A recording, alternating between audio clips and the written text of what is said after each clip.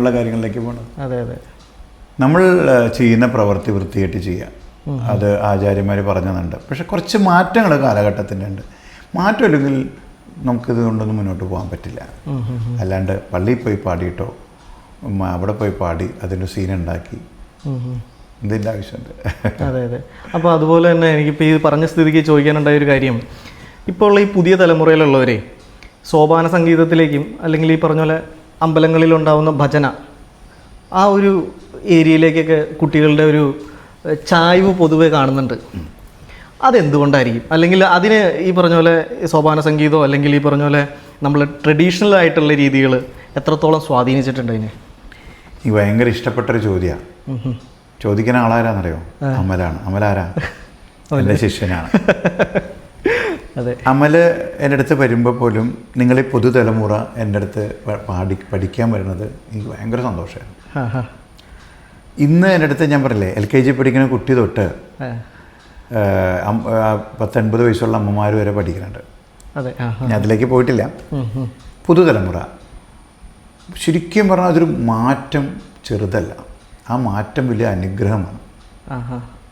ഞാൻ എല്ലാവരോടും നാളെ പോയി ചന്ദനക്കുറിട്ട് കിടന്ന് എന്താ തലയിൽ പൂവയ്ക്കണം എന്നല്ല ഞാൻ പറഞ്ഞതിൻ്റെ അർത്ഥം. നമ്മളിൽ ഉള്ളൊരു സംസ്കാരം അതൊന്ന്, അത് നിലനിർത്തിക്കൊണ്ട് പോകാൻ നമ്മുടെ ആവശ്യമാണ്. രണ്ടാമത്തെ കാര്യം, ഇന്നത്തെ ഈ തലമുറയുടെ ഏറ്റവും വലിയ പ്രശ്നം എന്താ? ഏതാണ്ട് ആ തലമുറയിൽപ്പെട്ടവരാണല്ലോ നിങ്ങളൊക്കെ. എന്താ? പലതിനും അടിമകളാണ്. അത് ഏറ്റവും എന്താ സാധനങ്ങൾ ഇന്നത്തെ ബ്രൗൺ ഷുഗറും ഇങ്ങനെയുള്ള സാധനങ്ങൾ എനിക്ക് അങ്ങനെ പറയാറുള്ളൂ. MDMA പോലുള്ള സാധനങ്ങൾ പിള്ളേർ യൂസ് ചെയ്തിരുന്നു. അല്ലെങ്കിൽ നമ്മളിത് കാണണം മുമ്പിൽ പലതും അല്ലേ. സിഗരറ്റ് വലിക്കലും കുറച്ച് എന്താ പറയുക കള്ളു കുടിക്കലൊക്കെ നമ്മളൊരു കാലഘട്ടത്തിൽ കണ്ടുവന്നിട്ടുണ്ടെങ്കിലും ഇന്ന് അതിൻ്റെ മേളിലാണ് ഇങ്ങനെയുള്ള കാര്യങ്ങൾ. ഇത് കള്ളുകുടിയും ഒരു വിഷയമല്ലേ. അതെ, ഒരു കാലഘട്ടത്തിൽ ഈ കള്ളുകുടിയും സിഗരറ്റ് വലിയൊക്കെ ഒരു പാഷനായിട്ട് കൊണ്ടു നടന്നവരുണ്ട്. ഇതിപ്പോൾ ജീവിതത്തിൻ്റെ ഭാഗമായി. അതെ. പുതുതലമുറ എന്ന് പറഞ്ഞാൽ സ്കൂളിൽ പഠിക്കുന്ന കുട്ടികൾ മുതൽ അതിലേക്ക് വന്നു. ഇങ്ങനെയുള്ള സമയത്ത് നമ്മുടെ ഇങ്ങനെയുള്ള ഭക്തിരസമായ കീർത്തനങ്ങൾ പാടുക, അങ്ങനൊരു മാർഗത്തിലേക്ക് പോകുന്നത് മഹാഭാഗ്യമാണ്. കാരണം ആ ചിന്തകളിൽ നിന്ന് മാറി അമ്പലത്തിലേക്കാണ് പോകണം. അല്ലെങ്കിൽ ഇങ്ങനെയെന്ന് പറയുമ്പോൾ ഇവൻ്റെ വസ്ത്രധാരണത്തിൽ വ്യത്യാസം ഉണ്ടായി, ഇവൻ്റെ ചിന്തകളിൽ വ്യത്യാസം ഉണ്ടായി. ഇവൻ പാടുന്നത് എന്താ? കൃഷ്ണൻ്റെ കീർത്തനം, അയ്യപ്പൻ്റെ കീർത്തനം, മഹാദേവൻ, ഈ കീർത്തനങ്ങളിലൂടെ ഇവന് മാറ്റം ഉണ്ടാവും. ഇതൊക്കെ വലിയൊരു അനുഗ്രഹമായിട്ടാണ് ഈ തലമുറയിൽ ഇത് മാറുമ്പോൾ. അതെ, അതൊരു പരിധി വരെ ഉൾബോധ മനസ്സിനെ ഹീൽ ചെയ്യും. പിന്നെ തീർച്ചയായിട്ടും അല്ലേ. ഇപ്പം ഞാൻ ഇവിടെ നിന്ന് സംസാരിക്കുമ്പോൾ ഞാൻ കാലൊക്കെ കേട്ടിരുന്ന് സംസാരിക്കാത്ത അങ്ങനെ നമ്മുടെ മനസ്സ് വരാത്തതെന്നറിയാമോ? നമ്മളിത് ഭക്തി രസമായി ജീവിക്കുന്നത് കൊണ്ടാണ്. നമ്മൾ കൊടുക്കുന്നത് ഭക്തിരസമായ സംഗീതമായതുകൊണ്ട് ഞാൻ കാണുന്നുണ്ട്, ഞാൻ മനസ്സിലാക്കുന്നുണ്ട്. അതുകൊണ്ടാണ് ഞാൻ അടുത്ത തലമുറ അങ്ങനെ വരണം എന്ന് ആഗ്രഹിക്കുന്നത്. എങ്ങനെ? ഞാൻ നേരത്തെ പറഞ്ഞപ്പോൾ എല്ലാവരും കുറേ ഭസ്മക്കുറി, അതല്ല ഞാൻ പറയണത്. ജീവിതത്തിലൊരു ചിട്ട വരും, ജീവിതത്തിലൊരു മാറ്റം ഉണ്ടാവും. അത് വലിയൊരു അനുഗ്രഹം. അമൽ എൻ്റെ മുമ്പിൽ ഇരിക്കണം എന്താ ഇന്ന് എന്നെ കാണാൻ വരാൻ. ഇങ്ങനൊരു സംഭാഷണത്തിൽ ഇങ്ങനെ ഒരു ഇൻ്റർവ്യൂക്ക് കാരണം എന്തായിരിക്കും? ഇങ്ങനൊരു ആശ, എൻ്റെ ആശയുടെ കാര്യങ്ങൾ ചോദിക്കണം എന്നുള്ളതുകൊണ്ടല്ലേ. അപ്പം നിങ്ങളുടെ ഉള്ളിലേക്ക് ഞാൻ വരുന്നത് കൊണ്ടല്ലേ. അതെ അതെ. അതുപോലെ തന്നെ ഈ പറഞ്ഞ പോലെ നമ്മളിപ്പോൾ ഈ ചാനലിൽ ആദ്യത്തെ വീഡിയോ ആണിത്. അപ്പോൾ അത് എൻ്റെ ഒരു ഗുരുനാഥനെ വെച്ച് തുടങ്ങണം എന്നുള്ള എൻ്റെ ഒരു ആഗ്രഹം ഉണ്ടായിരുന്നു പണ്ട് തൊട്ടേ. നമുക്ക് വേറൊരു ചാനലുണ്ട്. എന്നിരുന്നാൽ പോലും ഇങ്ങനൊരു ചാനൽ തുടങ്ങുമ്പോൾ എന്തുകൊണ്ട് എൻ്റെ ഗുരുനാഥനുണ്ടല്ലോ, അപ്പോൾ ആളെ കൊണ്ട് തന്നെ ഇനാഗ്രേഷൻ നടത്തിക്കാം എന്നുള്ള രീതിയിലാണ് ആദ്യത്തെ വീഡിയോ. അല്ല, സന്തോഷമാണ്. കാരണം ഞാനത് നേരത്തെ പറഞ്ഞതാണ്. പുതുതലമുറ അല്ലെങ്കിൽ നിങ്ങളിങ്ങനെ ചിന്തിക്കണം, എൻ്റെ ഗുരുനാഥനടുത്ത് തുടങ്ങണം, അല്ലെങ്കിൽ സോപാന സംഗീതത്തിൽ തുടങ്ങണം. മഹാഭാഗ്യമായിട്ട് കാണാം, അനുഗ്രഹമാണ്. അത് നിങ്ങൾക്കും കിട്ടണം, അനുഗ്രഹം എനിക്കും കിട്ടണം. കാരണം വെച്ചാൽ എന്താ പറയണേ? ഞാൻ സോപാന സംഗീതത്തെക്കുറിച്ചാണ് പറയണ്ടേ. എന്താ ചെയ്യണേ? ഞാൻ ഇതിൻ്റെ കീർത്തനങ്ങളാണ് പാടണം. നിങ്ങളെന്താ ചോദിക്കണേ? ഇതായിട്ട് ബന്ധപ്പെട്ട, അല്ലെങ്കിൽ മാഷേ എത്ര സ്മോൾ അടിക്കും ഒരു ദിവസം എന്നല്ലല്ലോ ചോദിച്ച്. അല്ല, അങ്ങനെയാണ് ചോദിക്കണമെങ്കിൽ വ്യത്യാസം. അപ്പോൾ ഇത് നമുക്ക് കൊടുക്കാൻ കഴിയണം, അടുത്ത തലമുറയിലേക്ക് എത്തിക്കാൻ കഴിയണം. ആ തലമുറ ഇത് സ്വീകരിക്കണം, ഇതും കൊണ്ട് പോകണം. എത്ര എൻ്റെ കുട്ടികൾ ഇതും കൊണ്ട് ജീവിക്കണം, അല്ലെ ഇതും കൊണ്ട് പോകണവരുണ്ടെന്നറിയും. പരിപാടി മാഷേ ഇന്ന് എനിക്ക് ഇവിടെ ഇട്ട പരിപാടി, അടുത്ത പരിപാടി ഇന്ന സ്ഥലത്താട്ട മാഷേ, ഞാനിങ്ങനെ പോകട്ടെ. പോരെ, കിട്ടുന്ന സന്തോഷം അതല്ലേ. അത് ഞാൻ പുതുതലമുറ ചെയ്യുന്നതായിരുന്നു. അപ്പോൾ നന്ദകുന്ദം കൊടുത്തൊരു ആംബിയൻസ് ചെറുതാണോ കേരളത്തിന് കൊടുത്തത്? കേരളത്തിന് ലോകത്തിന് കൊടുത്തത്. അതെ അതെ, ഒത്തിരി ആളുകളെ മാറ്റി ചിന്തിച്ചില്ലേ? എത്ര പേര് ഭജനകൾ പഠിക്കണം, എന്നെ എത്ര പേര് വിളിക്കണമെന്ന് പറയും ഭജന പഠിപ്പിക്കുമെന്ന് വെച്ചിട്ട് ഞാൻ ഭജന പഠിപ്പിക്കാൻ തയ്യാറല്ല. പണ്ട് ഭജന പാടിയിരുന്നല്ലേ എൻ്റെ സ്റ്റുഡൻസിന് വേണ്ടി, എൻ്റെ സുഹൃത്തുക്കളും ശിഷ്യന്മാരും എല്ലാവർക്കും വേണ്ടി ഞാൻ ഒരു ദിവസം ഒരു ഭജന ട്രൂപ്പിൻ്റെ ഒപ്പം 2 ദിവസം കൂടിയെന്നല്ലാണ്ട് ഭജന ടീക്ക് പോകാൻ സമയമില്ല അന്നത്തെ കാര്യം. അതുകൊണ്ട് പോകാൻ പറ്റില്ല. നമ്മുടെ ഇത് തന്നെയല്ലേ പാടുന്നത്. പക്ഷെ എൻ്റെ കീർത്തനങ്ങൾ ഇപ്പോൾ പലരും പാടുന്നുണ്ട്. അതൊരു അനുഗ്രഹമായി പറഞ്ഞല്ലോ. സോപാനത്തിന് വേണ്ടി കമ്പോസ് ചെയ്താണ് അത് അവരെടുക്കണമെങ്കിൽ അത്രയും ആകർഷണ ആ കീർത്തനത്തിനുള്ളത് കൊണ്ടല്ലേ. അതെ അതെ അതെ, അതൊക്കെ താങ്ക് ഗോഡ്, ഭഗവാന്റെ അനുഗ്രഹം. അപ്പം അങ്ങനെയൊക്കെയാണ്. ഇത് നിങ്ങൾ തിരിച്ചറിയണം. ഞാൻ നിങ്ങളോട് എൻ്റെ ഒരു അഭ്യർത്ഥനയാണ്. ഒരു ഗുരുനാഥൻ എന്നുള്ള രീതിയിലാണെങ്കിലും ഒരു ചേട്ടൻ എന്നുള്ള നിലയിലാണെങ്കിലും മൂത്തതെന്നുള്ള നിലയിലും ഇത്ര നാളത്തെ എക്സ്പീരിയൻസും കൊണ്ട് പറയുക, നിങ്ങളടുത്ത് ഈ തലമുറയെ നിങ്ങളിലൂടെ നിങ്ങൾക്ക് എത്ര മാറ്റിയെടുക്കാൻ പറ്റും അത്രയും ചെയ്യണം. എനിക്ക് ചെയ്യാൻ പറ്റുന്നത് എൻ്റെ കുട്ടികളെ പഠിപ്പിക്കുമ്പോൾ പതുക്കെ ഇങ്ങനെയുള്ള കാര്യങ്ങൾ പറഞ്ഞു കൊടുക്കുക, അവരിലേക്ക് ഭക്തിരസം കൊടുക്കുക. പിന്നെ ഞാൻ എപ്പോഴും പറയുന്നൊരു കാര്യം റെസ്പെക്റ്റ് ആയിരിക്കും ചെയ്യണം. എപ്പോഴും നമ്മൾ എല്ലാവരും താങ്ക്ഫുള്ളായിരിക്കണം, എല്ലാവരും റെസ്പെക്റ്റ് ചെയ്യണം. നോക്കൂ, നമ്മളിവിടെ ഒരാൾ നമ്മളെ കക്കൂസ് ക്ലീൻ ചെയ്യാൻ വരികയാണെന്ന് ചോദിച്ചു. ഈ കക്കൂസ് ക്ലീൻ ചെയ്യാൻ വരുന്നിടത്ത് നമ്മൾ റെസ്പെക്റ്റ് ചെയ്യണം. കാരണം എനിക്ക് ചെയ്യാൻ പറ്റില്ല അത്. അതെ അതെ. ഇപ്പം തെങ്ങ് കയറുന്ന ആൾ വന്നിരുന്നു കുറച്ച് മുമ്പ്. അയാളുടെ അടുത്ത് നമ്മൾ തെങ്ങ് കയറുന്ന പറയല്ല വേണ്ട, വരും തെങ്ങ് കയറും, എന്താ അതിൻ്റെ കാര്യം? കാരണം അദ്ദേഹം ചെയ്യണ കാര്യം എനിക്ക് ചെയ്യാൻ പറ്റില്ല. അപ്പം നമ്മൾ എല്ലാവരും റെസ്പെക്റ്റ് ചെയ്യണം, എപ്പോഴും താങ്ക്ഫുൾ ആയിരിക്കണം. ഞാൻ എല്ലാ ദിവസവും കിടക്കണതിന് മുമ്പ് താങ്ക്സ് പറഞ്ഞിട്ടേ കിടക്കുള്ളൂ. കാരണം നമ്മൾ പ്രകൃതിയോടൊരു, പിന്നെ ഈ പ്രകൃതി ഈ ദിവസം തന്നു, ഇത്രയും വയസ്സ് വരെ തന്നു, ഈ പ്രകൃതി എന്ന മഴ, ഈ പ്രകൃതി എന്ന വെയിൽ, ഈ പ്രകൃതി എന്ന പഴങ്ങൾ, ഇതെല്ലാം നമ്മൾ താങ്ക്ഫുള്ളാ. നോക്കൂ, നമ്മളിവിടെ ജീവിക്കണം ഇങ്ങനെ കേരളത്തിൽ. ഒന്ന് മാറ്റി ചിന്തിച്ച് മറ്റു രാജ്യങ്ങളിലേക്ക് പോയി നോക്കി, എന്തൊക്കെ അനുഭവിച്ച് ജീവിക്കുന്നവരുണ്ട്. ചില സ്ഥലത്ത് യുദ്ധം മാത്രമേ ഉള്ളൂ, ചില സ്ഥലത്ത് ദാരിദ്ര്യം.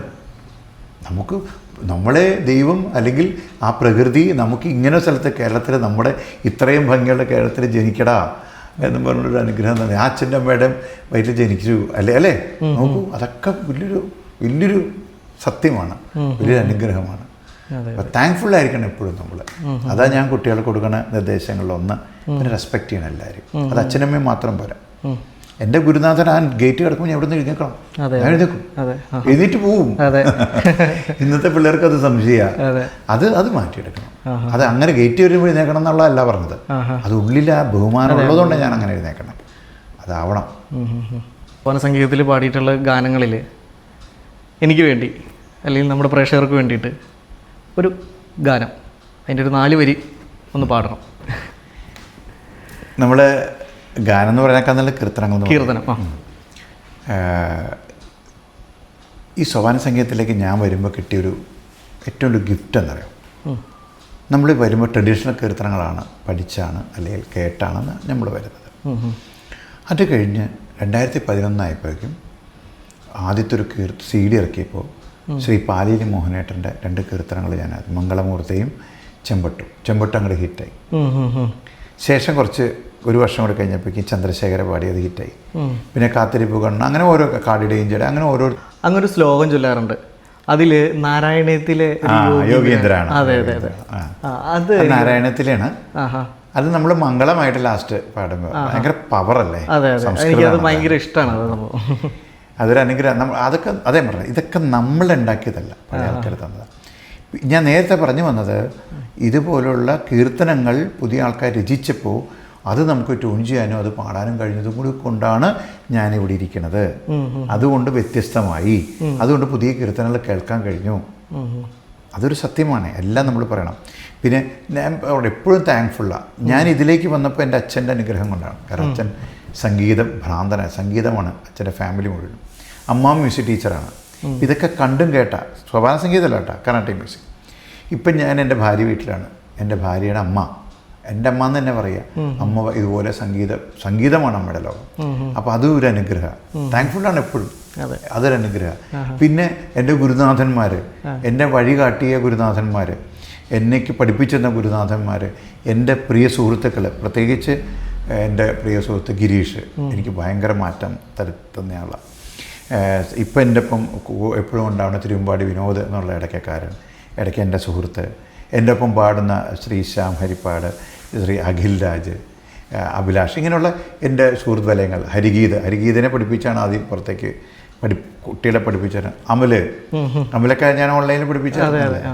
അങ്ങനെ താങ്ക്ഫുള്ളാണ് ഞാനെപ്പോഴും. ചേരാനല്ലൂർ എന്നാണ് CD ഇറക്കി, അത് ഇറക്കാൻ സഹായിച്ച എൻ്റെ ഹരിഗീതൻ്റെ അച്ഛനും അമ്മയും, അങ്ങനെ എല്ലാവരും കൂടി ചേർന്നതാണ് ഇതിൽ ബിജു. നേരത്തെ ആദ്യം ചോദിച്ചതിനുള്ള ഉത്തരം ഇതെല്ലാം ചേർന്നതാണ് ഇതിൽ ബിജു, എല്ലാവരും തന്നതാണ് ഇതിൽ ബിജു. ഞാനായിട്ട് ഉണ്ടാക്കിയെടുത്തിട്ടില്ല. ബാക്കിയൊക്കെ ഞാൻ പറഞ്ഞു, നമ്മളായിട്ട് ഉണ്ടാക്കാല്ല, നമുക്ക് തന്നതാണ്. മനസ്സിലായോ? നമ്മൾ ഒരു മാങ്ങ എവിടെ നിന്നുണ്ടാണ്, മാവിൽ നിന്നാണ് ആ മാങ്ങ പഴുത്ത് പൂളി നമ്മൾ ചിലപ്പോൾ വേറെ കൂട്ടാനുണ്ടാക്കുമായിരിക്കും, മാങ്ങക്കര ഉണ്ടാക്കുമായിരിക്കും. പക്ഷെ ഇതൊക്കെ എവിടെ നിന്നാണ്? ആ മാവിൽ നിന്നുണ്ടായതാണ്. അല്ലേ? അപ്പം ഇത് കൂട്ടാൻ കഴിച്ച് നമ്മൾ കഴിക്കുമ്പോൾ നമ്മളുടെ എന്ന് പറയും നമ്മൾ. വ്യത്യാസം. എന്തായാലും ഇതൊരു അനുഗ്രഹമാട്ടോ. കാരണം ഇങ്ങനൊരു ചാനലിൻ്റെ പേര് ഞാൻ പറഞ്ഞു, അറ്റ്ലി ഡോട്ട്. ശരിക്കും അത് തുടക്കം നന്നാവട്ടെ. ഞാൻ ചെയ്തത് കൊണ്ടല്ല, നമ്മുടെ ട്രഡീഷണൽ സംഗീതം, നമ്മുടെ തനതായ സാധനം, സംഗീതവും അങ്ങനെയുള്ള കാര്യങ്ങളിലൂടെ തുടങ്ങിയത്. ഇതൊരു മാറ്റമുണ്ടാവട്ടെ, നല്ലതിനായിക്കാവട്ടെ. നമ്മൾ ചെറിയൊരാളല്ലെന്നറിയാം, നല്ലൊരു കുക്കാണ് അല്ലേ? ഈ എന്താ പറയുക, ഈ ഇടയ്ക്ക പോലുള്ള സാധനങ്ങൾ പല പരീക്ഷണം നടത്തിയിട്ടുണ്ട്. ഇടയ്ക്കയുടെ പൊടിപ്പോ അല്ല, അല്ലെങ്കിൽ നേരത്തെ പറഞ്ഞില്ല എന്തോ പല മരം വെച്ചിട്ട് കുറ്റി ഉണ്ടാക്കി, അങ്ങനെയുള്ള കാര്യങ്ങളുണ്ട്. ഒരിടയ്ക്ക് ചാനല് വേറൊരു ദിശയിലായിരുന്നു, കാടുകൾ കയറിപ്പോയിരുന്നു. കണ്ടിട്ടുണ്ട്.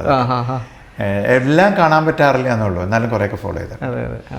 അപ്പോൾ അതുകൊണ്ട് ഞാൻ പറയണത്, ഇതൊരു അങ്ങനെ തന്നെ പോട്ടെ. നമ്മുടെ സംസ്കാരം പിടിച്ച് മുന്നോട്ട് പോവുക. നമ്മുടെ കുട്ടികൾ സംസ്കാരം എന്ന് എല്ലാവരും പറയുമ്പോഴേക്കും വർഗീയത എന്ന് പറയും. വർഗീയതയല്ല, നമ്മുടെ സംസ്കാരത്തിലാണ് അച്ഛനും അമ്മ, അവരുടെ അനുഗ്രഹം, ഗുരുനാഥൻ, അല്ലെങ്കിൽ നമ്മുടെ രീതികൾ. ഏറ്റവും ഒരു കാര്യമാണ് ഭക്ഷണം. നമ്മളിൽ നിന്ന് ഭക്ഷണം പുറത്തുനിന്നാണ് കൂടുതൽ. അതുകൊണ്ട് എന്താ ഉണ്ടാവണേ? പലരും ഫുഡ് പോയ്സണും അസുഖങ്ങളായിട്ട് ഹോസ്പിറ്റലാണ്. ഏറ്റവും കൂടുതൽ ഹോസ്പിറ്റലിൽ വയറായിട്ട് ബന്ധപ്പെട്ടാണ്. അത് ഇതുകൊണ്ടാണ്. അപ്പോൾ നമ്മുടെ സംസ്കാരമായിട്ട് ബന്ധപ്പെട്ട് നമ്മുടെ വീട്ടിൽ നിന്ന് ഭക്ഷണം ഉണ്ടാക്കണം. നമ്മൾ എല്ലാ ദിവസവും ചിക്കൻ കഴിക്കുന്ന വാശി പിടിക്കുന്ന പിള്ളേർ ഒരു ദിവസം ചിക്കൻ ആക്കിയിട്ട് നാടൻ ഭക്ഷണം കഴിച്ച് കഴിഞ്ഞാൽ വയറ് നന്നാവും. ഇതൊരു വെജിറ്റേറിയൻ ആവാനതല്ല പറഞ്ഞത്. നമ്മളത് തിരിച്ചറിഞ്ഞാൽ ഇങ്ങനെയുള്ള അത് നിലനിന്ന് പോകും. നമ്മുടെ അടുത്ത തലമുറ അതാണ്. എന്തായാലും ഒരു കീർത്തനത്തിനെ കുറിച്ച് പാടി ഇത് പൂർണ്ണമാക്കാം. എനിക്ക് ഒരുപാട് സ്നേഹം, ഒരുപാട് സന്തോഷമാണ്. കാരണം അമര ചോദിച്ച ചോദ്യങ്ങളോട് എനിക്ക് ഭയങ്കര സന്തോഷം. സോപാന സംഗീതം മാത്രമല്ല ചോദിച്ചത്, അതിന് പുറമായിട്ട് ബന്ധപ്പെട്ട കാര്യങ്ങൾ. എന്തായാലും എല്ലാവിധ അനുഗ്രഹവും.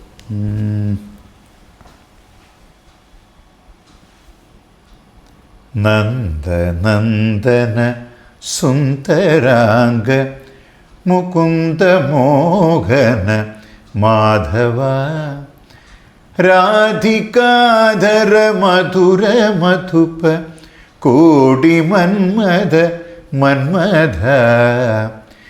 ഇന്ദുചന്ദന ശീതളാംഗ ശ്രീധരാ പാർത്ഥസാരഥി രാധികാതനു വീണവാദക രാമസോദര കേശവ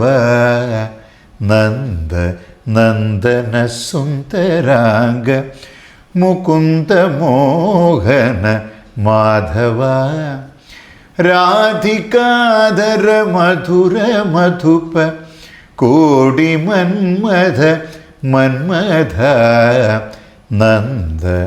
നന്ദന കൃഷ്ണ ഹരേ.